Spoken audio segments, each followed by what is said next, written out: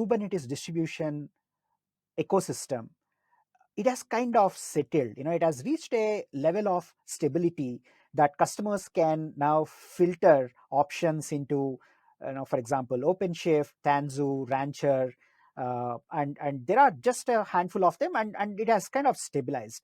Now, on the other side, when we look at the public cloud, there has been a proliferation of non-Kubernetes based container runtimes, like Cloud Run, for example, which has been your baby for a while, and ECS Fargate and Azure Container Apps, Azure Container Instances. Now, none of them are Kubernetes compliant, none of them expose or understand Kubernetes API, but they can pretty much run containers. So one of the concerns I personally have, and I hear this from the community as well, is why is there no standard for platforms, and why are the platforms, particularly on the public cloud, getting fragmented? Yeah, I think there's a couple of things at play. One is that users need simplicity, especially application developers, and teams that don't have a huge platform team. They need simplicity, and for that, there were always things like Heroku, right, where you can get started quickly, and that has a ton of value. And now we have things like Vercel, and of course Cloud Run, which, like you mentioned, was my baby. I actually moved to work on Cloud Run. I was very passionate about it because of my Kubernetes experience.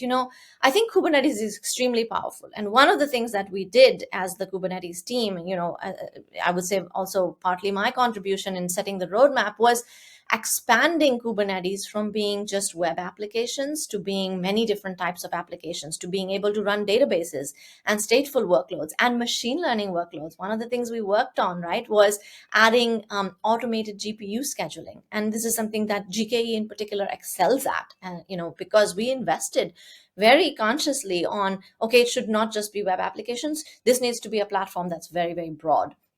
And over time we have been expanding it still, kind of adding more types of accelerators, different types of storage, and different types of workloads. Like, Kubeflow is completely based on that. Without that, Kubeflow wouldn't just work. Right, exactly. So but there's also the risk that the project will fragment. And this is something that happened to OpenStack. Again, thinking back to my days at NetApp, we weren't really able to, as an industry, have a private cloud standard. There's so many different ways of doing it, and there was open source, and it wasn't very simple to use. And ultimately, it sort of fell apart, right? There was no way to really do a good private cloud. Now, I think Kubernetes has that chance to be that private cloud. And from what I see, lately, Gartner, I think, had a report that said that 90+% of enterprises are experimenting or using Kubernetes in some form. I would say that Kubernetes has really arrived as a standard in the enterprise. Everyone I speak to is using it at that layer, whether it's machine learning or it's some other workload. And we I think that we had a role to play in that, not just the developing the roadmap, but because we worked on this aspect of Kubernetes, which is called the certification, conformance program. And Google actually contributed a huge amount. I had a product team and an engineering team that was working specifically for a year on defining what it means to be Kubernetes compliant, what it means to be conformant with Kubernetes. And there are a set of tests that we wrote and we worked with the community to write, that you can run to say that this is actually, this distribution is actually adhering to the specification of the Kubernetes API as a whole. And that specification and that set of tests is something that you then have to pass and submit to the CNCF to have the Kubernetes trademark, and the CNCF actually monitors that, right? So that's something I worked very closely with Jim Zemlin, Linux Foundation executive chair, on. He was a sponsor, and we worked very closely with Brian Grant and the API SIG to help define this conformance. But what that also meant is that Kubernetes is kind of this closed box. It's this layer, and then if you want to build something on top of it, like let's say you want to build a better developer experience, or you want to build, something like Cloud Run or something that's more akin to Heroku, you have all these CI/CD capabilities that you want to integrate. That's not Kubernetes. That's actually a layer above Kubernetes. And so that's by design. The layer above Kubernetes is sort of not defined by Kubernetes. It is, we've kind of said what Kubernetes is, and it ends there.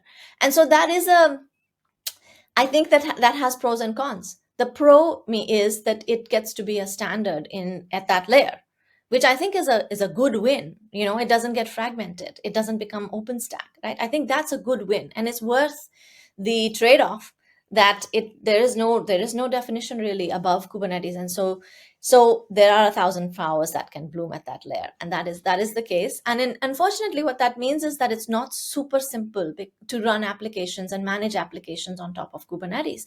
And so you have folks building things like Backstage. You have people, working on Knative. We worked on Knative. You have, yeah, the simplicity of some of the other serverless container runtimes. And I think that's by design.